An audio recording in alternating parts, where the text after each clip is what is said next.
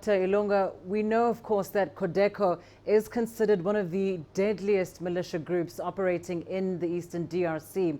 Tell us, in your view, then, what is the significance of the ceasefire? Thank you so much, Lindy, for having me. And as you said, it's one of the groups, but it's not the only group. And also, one thing I wanted to probably point out is that CODECO has multiple groups under it. So, as we see this move going forward, one positive trend it's that the call for peace, at least, and the call also for stability that President Tshisekedi has extended. So this group is being heard. And so other aspects to be considered as part of the significance, especially going forward, is one, the fact that the economic aspects of conflict should be considered. And two, I'm assuming that CODECO would also put on the table the claim on identity considerations, which has always been the case. In fact, as you may recall, this is not the first time the ceasefire has been made. They laid down their weapons in 2020, and a few weeks down the road, they came back stronger. So we are hoping that this time around, all the mechanisms will be put in place to avoid the relapse into conflict from these groups.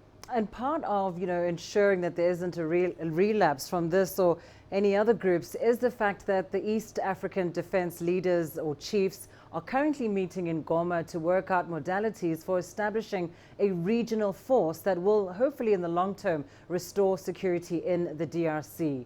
What do you make of these efforts, particularly considering recent tensions between Rwanda and the DRC?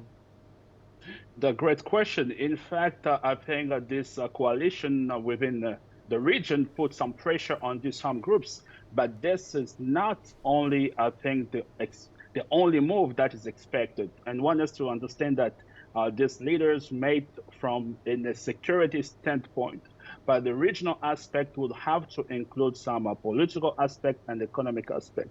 So probably two things need to be highlighted here in terms of high expectations. One is to see a well-mobilized political will within the regional actors. As you pointed out, the tension between the DRC and Rwanda, for instance, speaks to the level of political tension which needs to be harmonized within the region between head of states. And two, I think I always say it's important to understand and to avoid another Sahel dynamic in the Great Lakes region. What do I mean by that?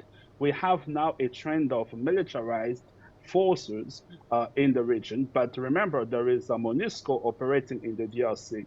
There is a bilateral security or military operations happening between the DRC and Uganda. And now we have another regional force. So I would say what needs to be done is a well-coordinated regional approach, which will have into consideration the political aspect, the military aspect, and the economic aspect. Because at the end of it, if we only go with one use of force and miss the political and the economic aspect, we will go back to the same cycle that we've seen over the years.